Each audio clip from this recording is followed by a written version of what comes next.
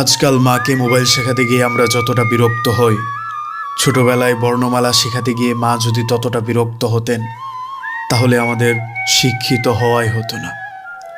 বাবার টাকা না থাকায় বাবাকে উঠতে বসতে যে খোঁটাটা আমরা দেই, বাবা যদি 10 টাকা দিয়ে দুটো সিঙ্গারা খেয়ে দুপুরবেলা পার না করতো, তাহলে মাংস আর দুধ খেয়ে আমাদের আজ বড় হওয়া হতো না।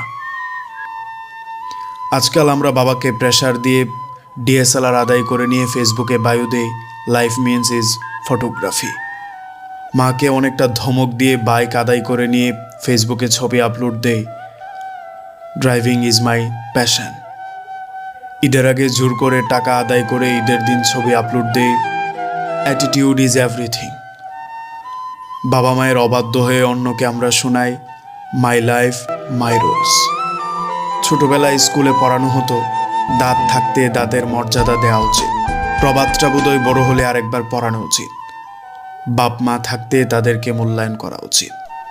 বাবা মারা যাওয়ার পর শুধুমাত্র একটা বেকার ছেলেই বুঝে বাবা আসলে কি ছিলেন। মা মারা যাওয়ার পর একটা অবিবাহিত মেয়ে বুঝে মার মর্যাদাটা আসলে কতখানি। আমরা ভুলে যাই বাবা মা বেঁচে থাকতে তাদের কদর করতে।